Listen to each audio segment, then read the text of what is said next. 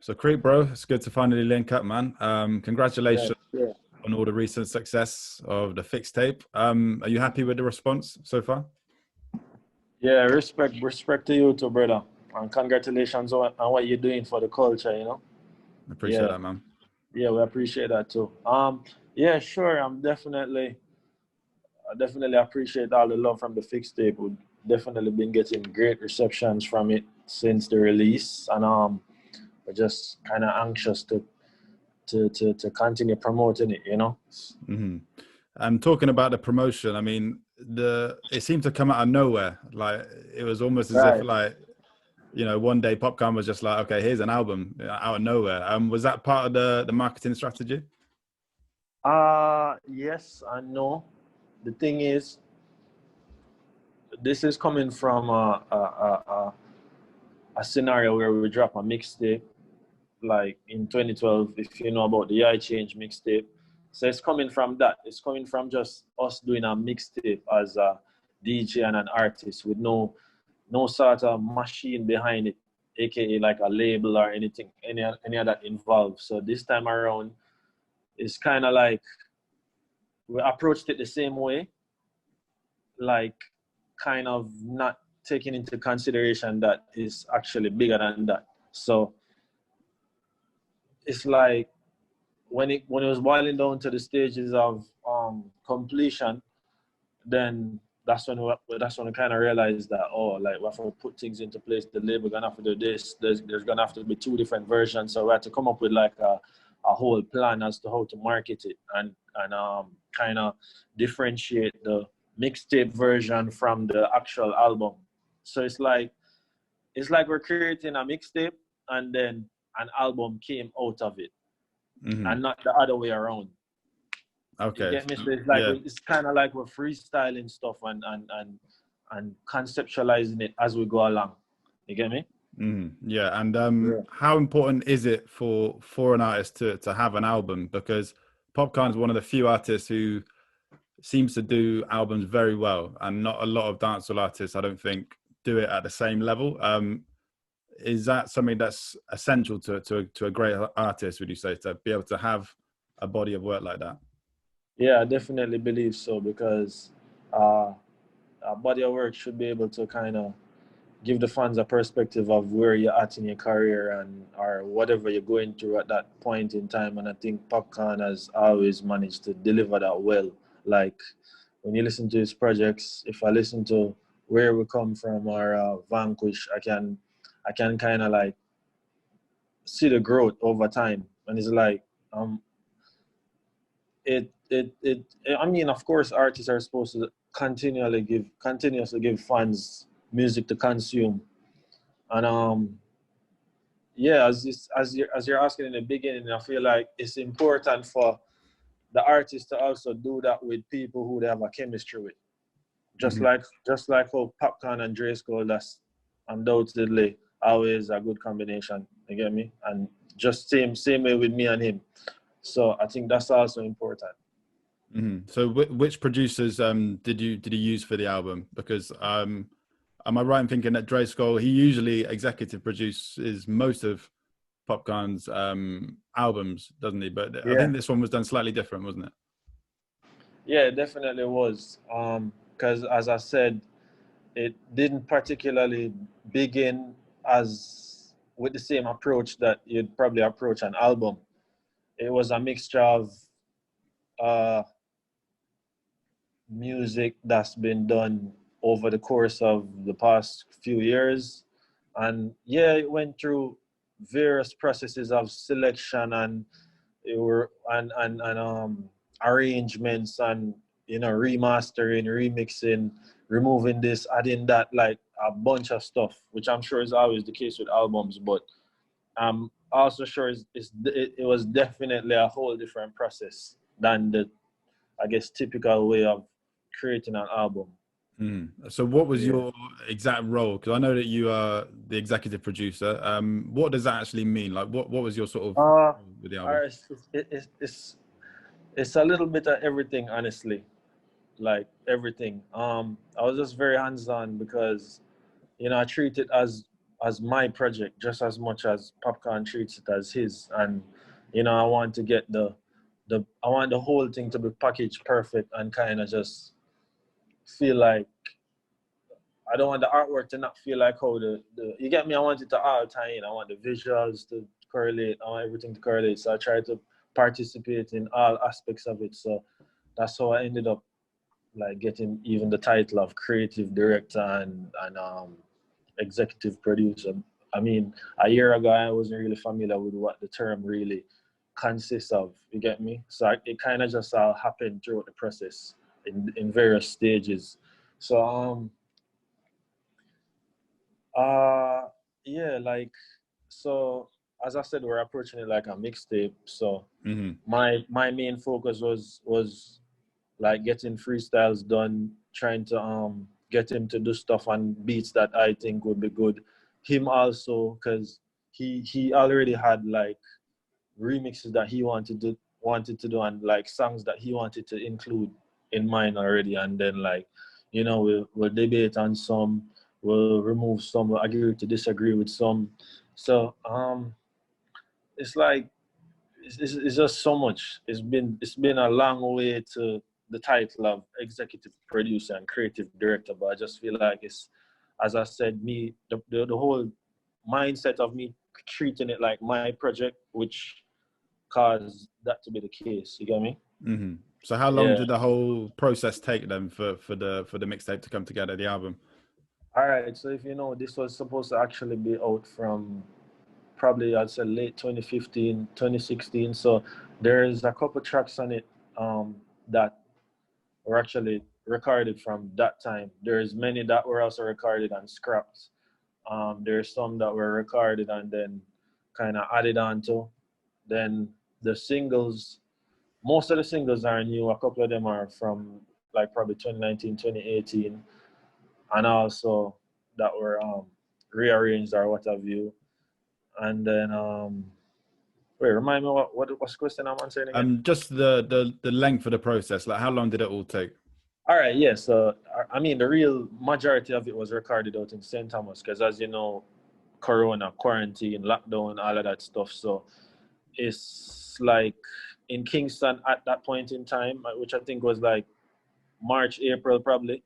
Lockdown was tight. Like there were strict rules as to what time we have to go in, where we can be, how many people can be there. So there is, thanks to Popcorn, much more freedom out in St. Thomas where we went. We rented out like a whole guest house, and within the premises, we could basically do what we wanted, like be up outside late, whatever, recording. So that's what we did, and it was just a whole vibe out there. There was like a bag of artists we invited, all like our family and friends, producers, DJs, photographers, everybody kind of in the Unruly link, and I mean, even bigger than that, because there's just many artists that popped up and just held that vibe with us. They didn't end up on the Fixtape, but it was just a whole energy. There's stuff that was done out there that's not even on the project and still yet to be released. Not sure what Popcorn can do with them, but there's definitely like, you know, a bag of other stuff. So how many people does it take for a project like this to actually be put together? Like, how many different sort of people are involved? So many, so many. I don't even want to start calling names because, you know, but there's like so many people. Definitely, like everybody, like in the Unruly family, plays a role. Whether they're actually doing something or it's just moral support or it's just contributing to the energy. You might listen to a track and hear a couple voices here and there, a couple ad libs. That's like just all a part of what's needed to create this kind of energy that we have going. Of course, there's like, you know, the Kobe, who's like, he's like the A&R. There's like Carly, and there's so many. As I said, I didn't want to call names. All the producers, you know, the Dane Ray and the, you know, the Dunwell, all of them. So were you there for the recording of most of the songs? Like, were you present? Yeah, definitely was. I missed a couple. A couple of them were recorded like when I fell asleep. A couple before I woke up, because like Popcorn wakes up early and his vibe is just like, it's just kind of like a impulsive thing. So yeah, I missed some, there's one named Smoked Out where you can actually hear him kind of calling me out for not being in the studio when he's recording it, because he said he'll tell lies to my outside I look girl, and if yeah, shit like that. That's cool, man. So yeah, there's so many bangers on that album, but have you got a personal favorite, one that sticks out, Uh, or I one like that so you're many. present for and was like a real special energy during the making of? Uh, I really like there's a freestyle named Fast Lane that's on Drake's 4 a.m. in Toronto beat. I like that. That was done a while back. I love the one on the Meek Mill beat with Skilly Bang and Quada. Uh, I love I love Smoked Out with Baker Steez. That's Yeah, my I love bro. that. Shout out Baker Steez. I love Fresh Polo with Styler G and Dane. I love the beat. Shout out Fanatics and Mini. Just enough. I even love the intro. Like, creating the intro was like one of my favorite parts. Yeah, man, it's very important to get that right, and I think you definitely nailed that. So Yeah, looking back at the original Why Change mixtape, looking back yeah. at that now, like at that time, do you remember like looking forward, and do you think that did you know that's how far you'd come? Like, did you have any idea that you'd be reaching where you are now? Uh, I can't say I did. I mean, I definitely put the work into every project, expecting the most possible from it. But nah, I didn't. I didn't. I mean, with what actually happened as far as the first mixtape, I definitely didn't expect all that, because that was actually how we ended up linking with Drake and the whole OVO family and all of that, based off of the momentum from that tape. So I mean, of course, I didn't imagine that, but I mean, we just put the all in and just follow through, just keep Hmm. working on, whatever it is, then we take it humbly. Yeah, man. And you've been working with Popcorn for a long time. I think longer than some people even realize. So tell us about how you first linked up with Popcorn. All right, so me and Nico, rest in peace, Nico. That was a member of Chromatic, one of the initial members. When Chromatic was just a duo, we used to do a monthly series in Portmore, right by um, 3 West in Greater Portmore. That's where Popcorn is from. So it was a hit. Like, this was in like the whole come up of Vybz Kartel and the Gaza and all of that. So we invited Kartel over there for a while, and then he finally came over there one month. That same month, it was probably like the biggest staging. Then many artists from Portmore also came over, to just, I don't know, just hold a vibe. It was like a stage show, and yeah, Popcorn was one of them. So that's where Popcorn actually, met Vybz Kartel. And if you listen to him talk about that story, it's the same. That's where it all comes together. And I mean, that was basically it. That's like one of the most important parts of the story.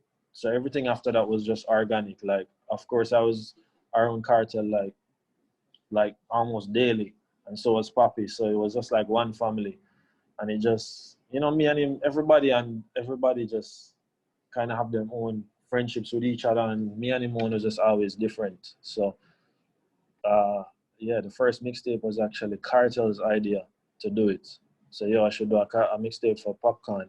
That one is kind of off the radar, because Yai Change is not the first one that me and him did. It's actually the second. So then this Yai Change was the second one, right after Cartel got incarcerated.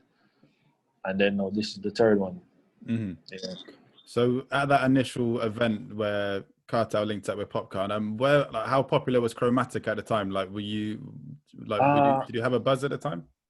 Yeah, definitely in Portmore especially, and this was like right around the time where we just linked with Cartel, probably like within the first year of us linking with Cartel. So our name was buzzing in the streets, because like Vybz Kartel gave me like probably 25 dub plates when we first met up. That was the first session we did. Like, he gave me 25, then I went back and he gave me like 10 more, then like 10 more, and so that was like a quick come up, because Cartel was on fire as he is now. But like at that time, it was like the come up. So it's like all of us, came up together basically.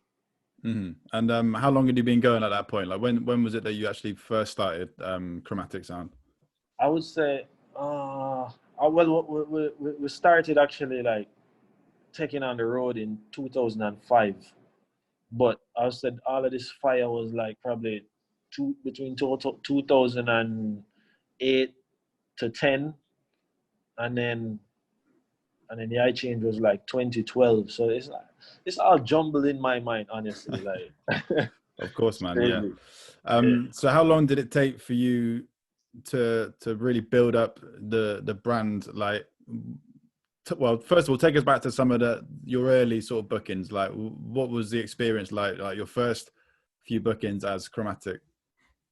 Oh, those are the craziest. Like sometimes I'll go somewhere and remember something that like, oh, I actually played here one day, or like it's just so much that life was moving so fast at that time, at that point in time. Like these are the days of me walking around with the CD pouches, and it's just like it's not even as far as the business aspect even like fully established. It's just a bunch of friends from Portmore, like everybody tagging along, because we never go anywhere. We never leave Portmore, and now we're getting paid to go to St. Catherine, Spanish Town, Montego Bay, Ocherius. So it's like it was just crazy. I mean, of course, there's like the Sweet 16 stage.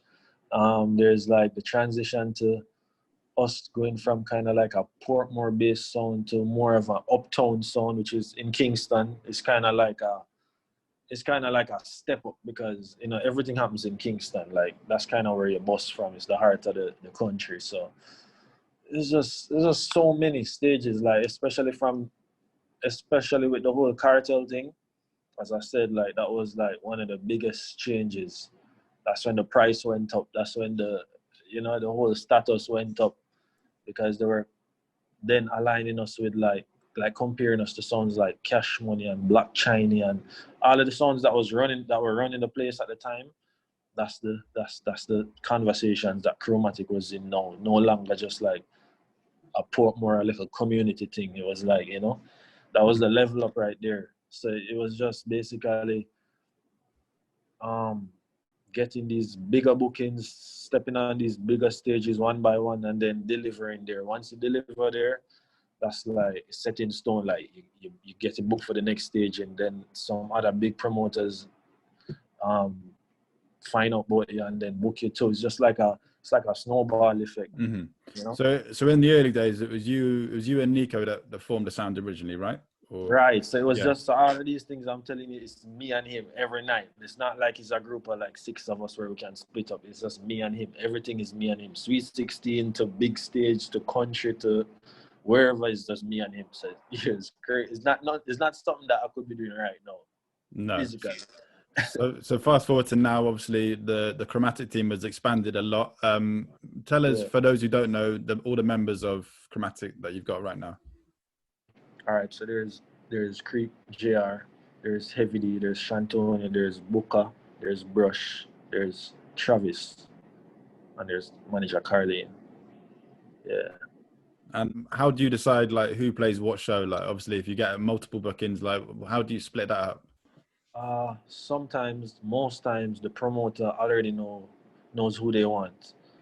If not, then I mean, it's easy for me. It's like that. All I have to do is see the flyer, know the location, and I get an idea of which it's like they're all versatile. They can all actually do it, but I mean, it's a matter of many things: availability, or just the age bracket of the crowd, that type of stuff, the genre. I mean, for example, if somebody wants to book for a soca party and they're not sure who they want, it's easily Shantonia and Brush, Yeah, but if not, then somebody else can handle it. Yeah, it's just like as I say, it's second nature. Stuff I can't really explain. And that expanding of the team, is that something that was like a conscious decision, or was that something that sort of happened naturally? Yeah, when that happened, that was me waiting till I was sure that it was definitely a necessity. I didn't want to do it too early and recruit somebody who, who wouldn't be able to to be getting more bookings than they already were before or what have you. So I think the first person we recruited was Shantonio, and then JR, and then Heavy D. I think it was in that order, but it's always people that we already know. Like, it's always, I think the main thing has always been the just the chemistry, and it being somebody who we kind of already take to. So it's not like a work first or a talent first type of thing, and then we have to create a friendship with them. It's always the other way around. Mm-hmm. When I recruited Travis into the sound, I didn't even know he could DJ. I can't even make that make sense. But I just saw a lot in him before even discovering that he was such a good DJ. So By the way, I don't know if I mentioned it or if you're going to ask anything about it, but he and I are who created the Fixtape. Like, everything in here, that's literally me and him sitting down in the studio day and night.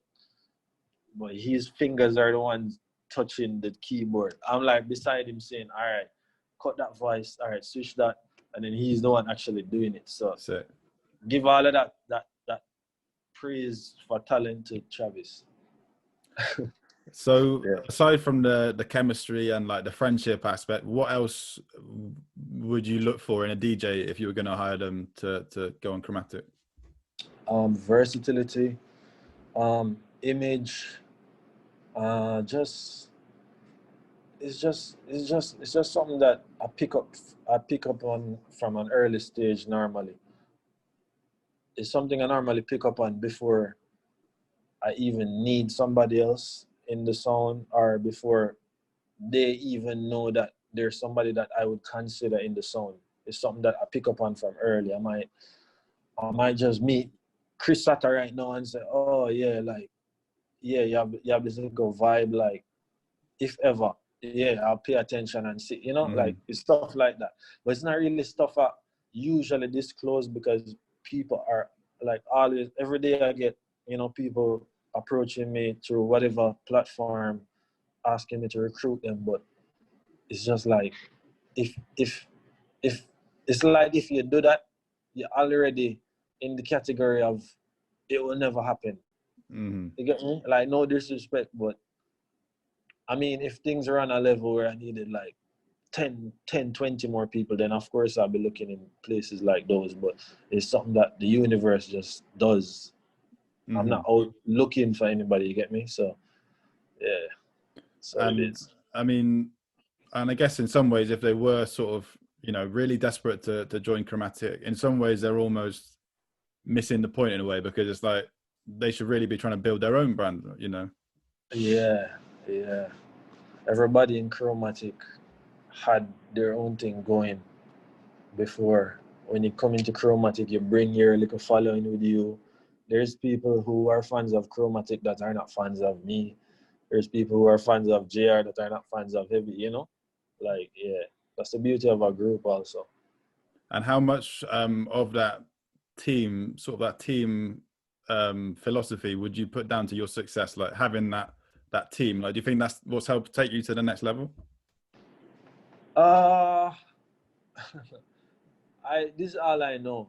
I've always been a team player from day one, There's so many things I don't know how I would get done if I didn't have my Chromatic family to call on, I can't even put myself in the shoes of being a solo DJ. There's all things we do for ourselves separate outside of Chromatic, whether it's in and out or in or out of entertainment. But this def I wouldn't have it any other way, And I think one of the key sort of success sort of stories of Chromatic is the branding. Like, that's something that you've managed to do very well. Talk us through that. Like, is that the branding aspect? Like, is that something that you can learn, or is that something that is just like a natural inbuilt thing? Yeah, I'm sure you can learn it, because at the end of the day, I learned it. It's just where you get your inspiration from, I get my inspiration from from crazy places. Sometimes I don't even remember where I get my inspiration from, but I'm just always gathering information and inspiration 24/7. So when time comes for me to work on something or you know, like say for instance a fixtape or just some kind of artwork or whatever, I already have like a vision in my head for what I want. And yeah, it came from somewhere. I might not remember where. I'm not biting in anybody's stuff from around the road or in Jamaica, so anybody can point out and say, "Oh, that's where you got it from." Mm-hmm. I'm taking inspiration from all over the world and putting my twist on it and doing it my way. So it's like one of the biggest things that contributed to branding a Chromatic or for me personally was vlogging. At the time when we're doing that, it wasn't like the thing, you know. Um, it's like that. It's like that. I was taking inspiration from at that time like a Wiz Khalifa or Mm-hmm. there's people I was watching that was vlogging at that time, and that's where I taking inspiration from far out, and I'm bringing it here. So you get me? That's like a perfect example of what I was just saying. So that's what I try to do. That's kind of like the mind frame usually. I mean, I'm a creative person also, so it's not always like taking something from somewhere like, and then I'm around creative people. Like one of the persons that contributed to a lot of most of my stuff that you see as far as branding and marketing is Baker Steez himself, because you know he does graphics and he's into all of that type of stuff from even before he was doing music. So Mm-hmm. yeah, he used to just like tell me say, yo, do this way or let's. He came up with the name Fast Life, which is the vlog series that did so much for me, you know. So yeah, stuff like that. RD Studios also, that's like Eruption and RD Studios, that's all family. So there's so many advantages I probably had, but you know, mix that with me being just creative and having my own vision. That's the answer to that. Mm-hmm. So Yeah. aside from the branding, then, what would you say is another secret to Chromatic's success? Because you know you are one of the top sounds in Jamaica, if not the most popular sound. So like, what would you put that down to? Like more than anything. I think it's so many things aligning Mm. from what we just spoke about to uh, me aligning myself with a cartel or a popcorn. It's not even an aligning thing. It's just like, as I say, it's like that's the universe. Like that's what it was supposed to be. I'm not around or affiliated with anybody that I don't genuinely like or love. You see me? Or that doesn't fit in with my brand. You get me? I don't force things. I don't say, oh, you know, it would be good if I was aligned with an artist, because it's not like that. You know, me and Popcorn was like this before. Popcorn was Popcorn. It's just we all came up together, as I said. But um, I think just being creative. Everything I said already. Just being original. Just not watching what everybody else is doing. Um, shit, I don't know. It's definitely been one of the best runs. Definitely is one of the best runs I've seen. I can definitely say that. I've seen a lot of people come up, disappear within the time that we've been up, you know, and like I can honestly say, I haven't even gotten started. So I plan talking to do on so that, much more. I'm just waiting on this shit to get back to normal. yeah, man, 100%. So in terms of like looking forward then to the future, like I mean, have you ever felt like at any stage that okay, we've made it now, like, or have you ever felt satisfied with the progress you've made? No, I'm always like fucking stressed and miserable that we can't get more done. Trust me.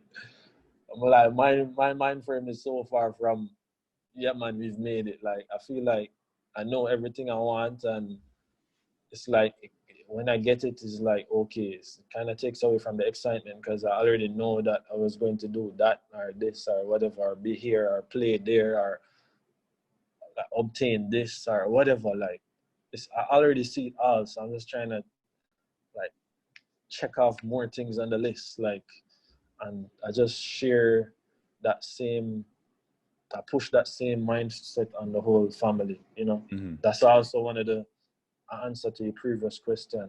Um, Having everybody share the same vision and be on the same level and have the same goals for us as a family collectively and for themselves. You get me? Mm-hmm. No weak links.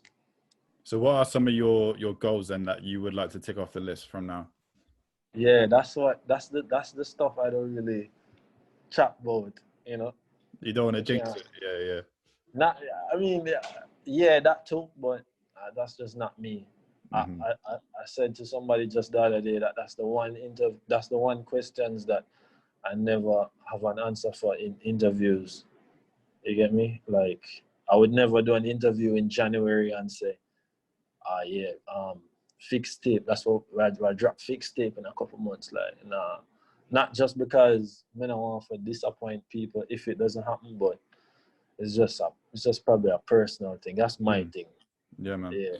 So But I mean, definitely I have my eye on production. You get me? Yeah.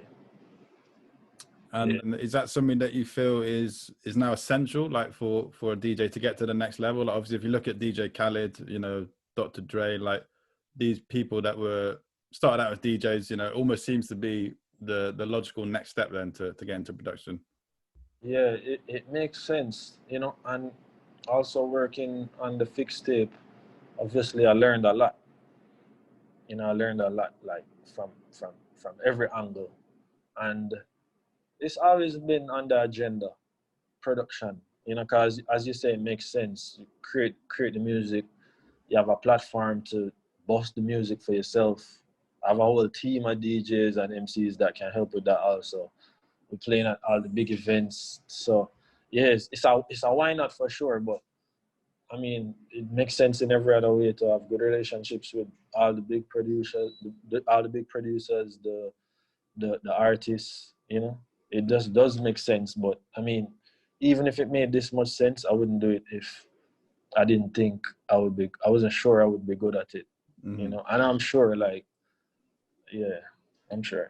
And what was one of the, I mean, you must have learned a lot, you know, you executive produced the Fixtape, which was your first, you know, sort of experience of doing that.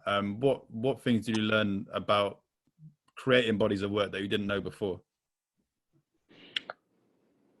I think I learned more about the behind the scenes slash business aspect of it, and what it takes to get it from a complete product to something that can be purchased and streamed and consumed and just all of that. More of the behind the scenes stuff for me. Um, because all right, like for the album version of the Fixtape, I arranged this. I arranged the songs also. You get me, like put chill first, second, third. I arranged the whole thing, and I did that.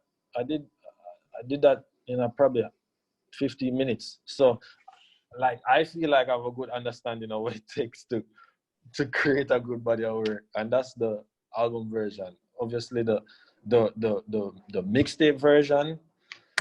I could send you right now. I could send you like 20 different versions of that, like different arrangements. Like we put a lot of thought into the placement of every drop, every sound effect, every laser, every gunshot. You get me? So yeah, can't tell me that I don't think I have a good idea of what it takes to make a body of work. So yes, more the back end side. Why for that? I was waiting for that, but yeah, man. And then finally, can we expect to see another mixtape from you and Popcorn anytime in the near future, or is it going to take another 7 years? Yeah, I think so. I'm actually working on one with another artist right now, but I'm not gonna say the name. But you see soon. It's All not right, bro. Fixtape, but yeah, as in it's not called Fixtape. Yeah. Yeah, but that would be crazy though. All right, bro. All right, Creep. Well, we look forward to hearing that, bro, and much appreciate your time, man. Yeah, Chris Satta, big up. Go on do your thing, bro. Bless Respect, up. bro. Thanks for that, man. Yeah.